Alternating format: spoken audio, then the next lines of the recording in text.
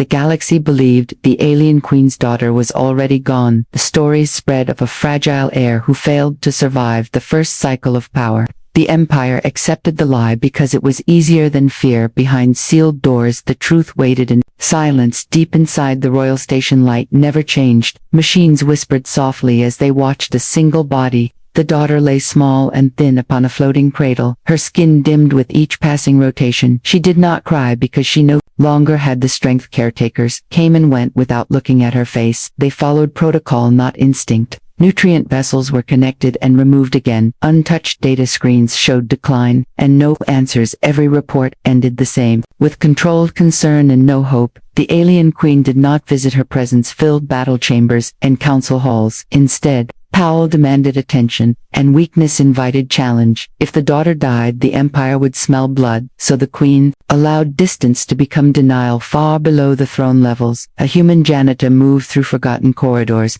He pushed a cleaning unit older than most star maps. His work was quiet and repetitive, but his mind wandered. He noticed patterns others ignored. He noticed silence where sound should live on one shift. He passed a service hatch near the royal wing. A faint vibration traveled through the floor into his bones. It felt like hunger. Not his own, but familiar enough to wake old memories. He paused longer than allowed and listened. Above him, alarms were muted before they could finish. Guards avoided each other's eyes. Something precious was being hidden. Something fragile was being lost in the chamber. The daughter breathed shallow and slow. Each breath was a question no one dared answer. Time pressed closer like a closing hand, and the Empire stood unknowingly at the edge of a quiet collapse. The janitor did not know why he stayed, but something in the silence called to him. It reminded him of empty kitchens and long nights of learning to endure when no one came. Unseen threads were pulling him closer to fate. And somewhere above, a starving child waited for a miracle. This moment would become the first crack in an empire, a quiet beginning before everything burned and changed. No one noticed yet, but history had already shifted its weight toward him alone. Now the alien queen ruled from a chamber carved of living metal. Her presence bent spines and silenced arguments. Yet beneath the weight of command, fear pulsed steadily. Every report about her daughter arrived thinner than the last. Scientists filled the chamber with data projections. They spoke of rare conditions and genetic divergence. Their voices trembled as they explained failure after failure. No solution survived. Testing, no nourishment, remained effective. Each cycle, the daughter weakened. Each cycle, the queen grew more distant. She replaced grief with discipline and rage. Any advisor who hesitated was removed. Any scientist who suggested rest was dismissed. The Empire watched its ruler harden. Borders closed, fleets mobilized, and laws tightened. Strength became spectacle. Mercy was labeled inefficiency. No one dared mention the heir in the medical wing. The daughter's condition worsened. Her body rejected every formula crafted for royalty. Her veins dimmed, her breathing slowed. Machines compensated but could not heal. They only delayed the inevitable. Caretakers whispered among themselves. They feared being assigned to the chamber, not because of danger but because of helplessness. To watch a child fade without protest. To follow orders that felt like betrayal. The queen refused to enter the chamber. Seeing her daughter would force a choice. A ruler or a mother, an empire or a child, so she stayed away and called it sacrifice. Rumors spread through lower levels. Some said the daughter was cursed. Others said the queen had already chosen a replacement. Fear fermented into unrest. The Empire balanced on silence and denial. Every breath the daughter took narrowed the future. Every moment increased the cost of failure. And far below, unknown to all, a human janitor continued his rounds, unaware that the tightening grip of power above was slowly guiding him toward the center of fate. The human janitor had learned how to disappear. Years of service taught him which corridors stayed ignored, which cameras lagged, and which doors never fully sealed. Invisibility was survival, and he wore it while his shift began, as always, with routine and silence. Polishing floors no one admired, clearing waste from systems that fed the palace. Yet that cycle, something felt wrong. He noticed guards posted where none were needed. They stood rigid and watchful, yet avoided conversation. Supply carts moved faster and returned lighter. Nutrient containers passed through his hands, unused and sealed. Patterns formed in his mind like old habits. Hunger taught him to read absence when food goes untouched. Something is very wrong. He remembered shelters on Earth where silence meant loss. Near the royal wing, a service corridor hummed softly. The vibration from beneath his boots felt uneven like a pulse. Struggling to stay steady, he slowed his cart, pretending to fix a loose panel through a narrow vent. He heard muted voices, medical terms, spoken in clipped tones, fear pressed tightly into every word. Then silence again. He should have moved on. Humans were not meant to notice things like this, but memory pushed him forward. Long nights without meals, learning how to ignore pain until ignoring it failed. Later that cycle, an alert flickered on his maintenance pad, a system error in a restricted zone. The kind that vanished if left alone, the kind no one else wanted to explain. He followed protocol, just enough to justify being there. The corridor lights dimmed as he passed. Doors sealed behind him with unfamiliar finality. When he reached the access point, he felt it again, that hollow pull, the unmistakable presence of starvation. The janitor hesitated. One step back meant safety, one step forward meant death or discovery. He stepped forward and the Empire took its first breath before falling. The restricted door opened slower than expected. Cold air spilled into the corridor, carrying a sterile metallic scent. The janitor moved carefully, heart-steady hands, trained by fear. Every step felt louder than it was. Inside the chamber, light floated softly with outsourced medical instruments. Surrounded, a single cradle at its center, lay the alien queen's daughter, smaller than he imagined, thinner than any record allowed. Her chest rose and fell in shallow rhythm. Skin, once luminous, now dulled, and translucent veins glimmered faintly like dying stars. She looked less like royalty, and more like a forgotten child. Screens displayed constant warnings: nutrient intake sufficient, biological response, critical system compensating. The words did not match what he saw. The janitor approached. Slowly, he had seen this before in different forms: children in shelters with full plates and empty bodies, people fed what they could not use. A caretaker stood frozen near the wall, eyes hollow, voice barely present. They did not stop him, perhaps. They no longer knew how he looked at the feeding apparatus, formula designed for alien physiology, perfect by scientific standards, useless by reality. Understanding struck with painful clarity. She was being fed but not nourished. Her body rejected everything meant for her species. She was starving, surrounded by abundance. The janitor felt anger rise, sharp and unexpected, not at the queen, not at the scientists, but at the rules that refused to bend. At systems that chose correctness over life. He knelt beside the cradle, ignoring alarms. The daughter stirred slightly, a faint reaction to presence, not procedure. For the first time, someone saw her as a being, not a symbol, not a political future, or a biological future, or a biological failure, just a child trying. 2 live footsteps echoed faintly beyond the sealed door. Time narrowed into a single choice: leave and forget, or act and change everything. The janitor straightened slowly. Fear settled into resolve. He did not yet know how, but he knew one truth with certainty: if nothing changed, she would die, and if something did change, it would have to begin with him. The janitor left the chamber with his thoughts burning. Doors sealed behind him, and alarms reset, as if nothing happened. But the image of the daughter stayed sharp in his mind, too familiar, too close to his own past. As he moved through lower levels, memory surfaced, uninvited. Cold apartments on Earth with empty cupboards, days measured by how long hunger could be ignored, learning which foods filled the stomach but gave no strength. He remembered aid shipments that looked generous, bright packaging and perfect labels, yet left people weak and dizzy, because bodies are not statistics, and survival is not universal. The alien scientists had done the same, built nourishment according to charts and lineage, not to response, not to need. They assumed sameness was efficiency in a forgotten storage bay. He stopped his cart. Surrounded by waste units and outdated supplies, items deemed incompatible or unnecessary, human-grade proteins, mineral packs, emergency rations, nothing valuable by imperial standards. His heart raced as an idea formed, dangerous and unapproved, but painfully simple. What if the daughter was closer to human biology? What if her body required processing, not purity, broken down nutrients, altered by heat, time, and adaptation? He worked quietly, hands steady from years of improvisation, using heating coils and filtration units, blending elements the way he once did to survive. No formulas, no permissions, only instinct and experience. Every step risked discovery. Every choice carried the weight of execution, but the alternative was already unfolding above.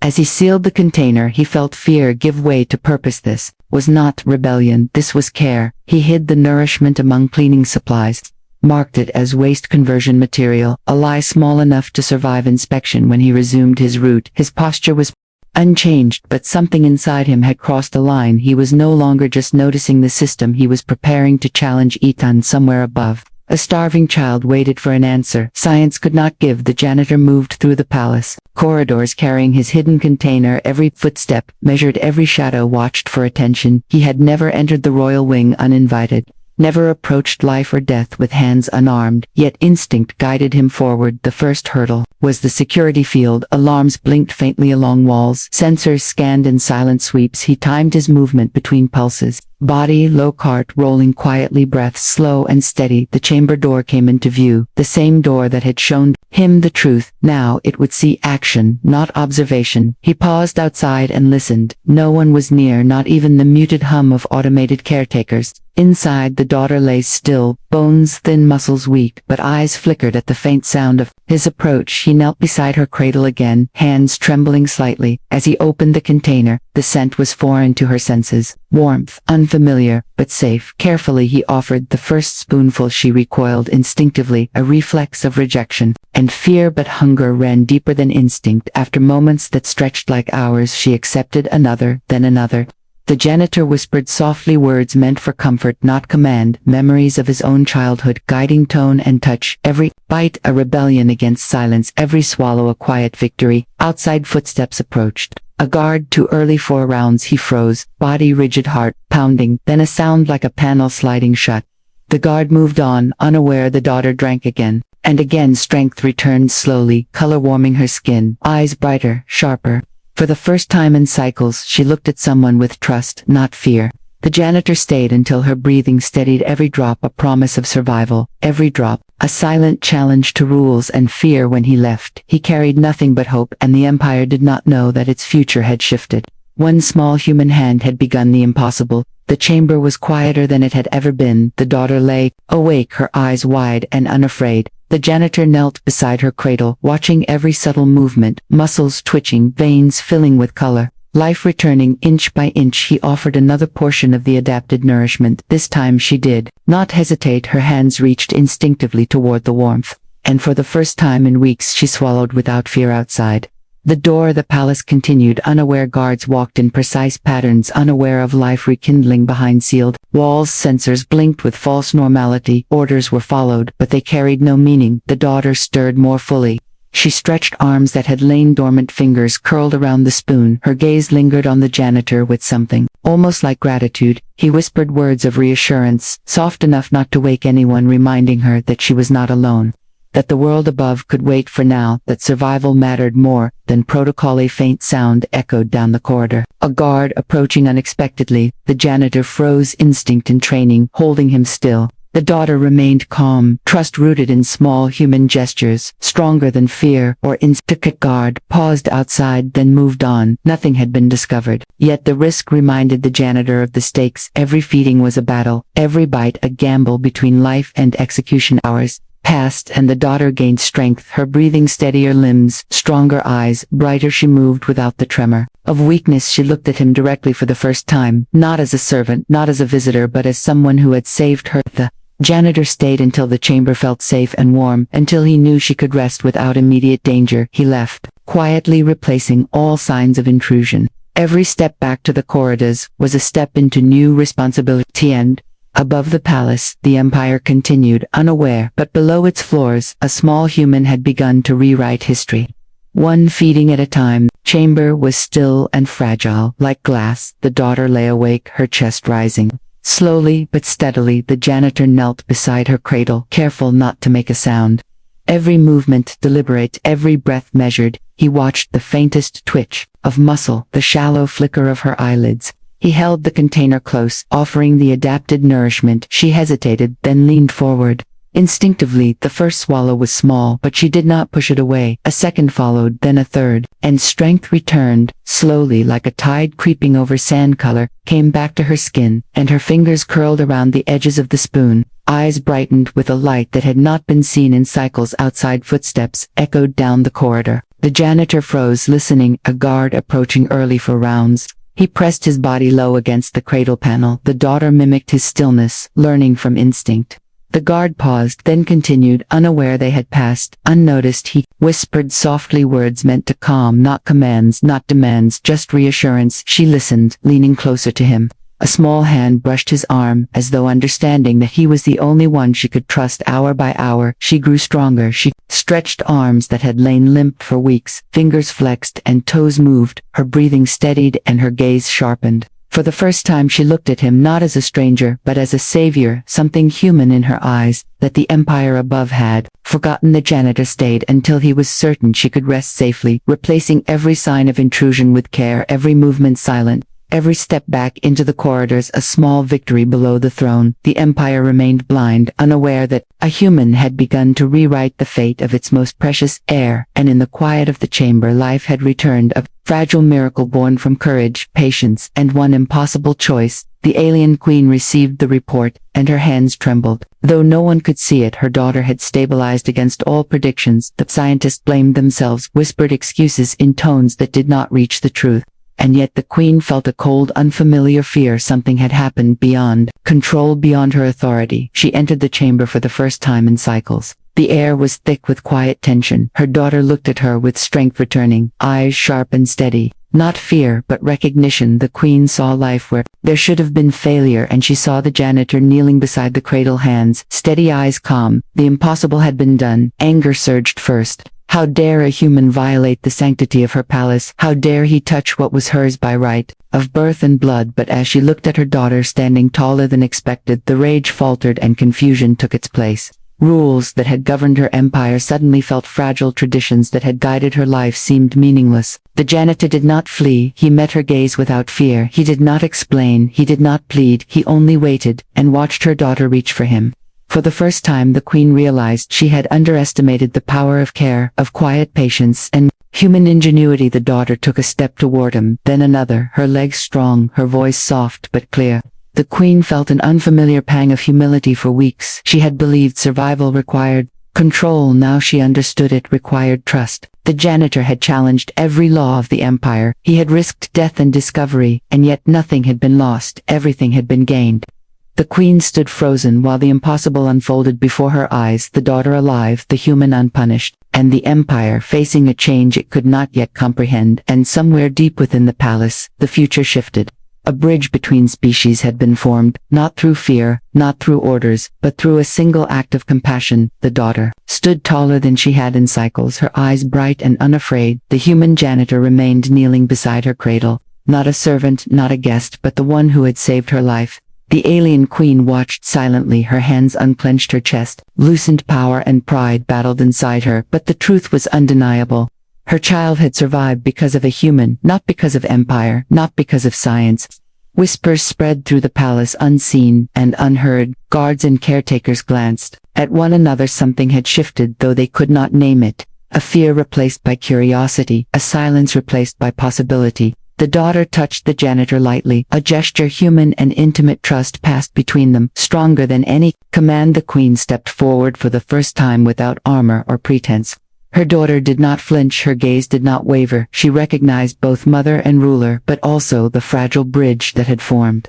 Outside the palace, the empire carried on unaware ships, moved borders, tightened, and fleets stood ready. Yet inside the walls, history had already changed. A single human had defied rules, challenged tradition, and rewritten fate. Compassion had crossed impossible boundaries. The janitor rose and stood beside the daughter. No one dared question his presence. He had become more than invisible. He had become necessary. The queen knelt slowly beside her child. Acceptance mingled with humility. She understood now that strength alone did not preserve life. Care, patience, and courage could do what armies could not. The daughter smiled faintly at the janitor. He smiled back quietly. Two worlds connected by a single act of survival, and in the quiet of the palace the impossible had become real. A child lived, a human mattered, and the empire would never be the same again.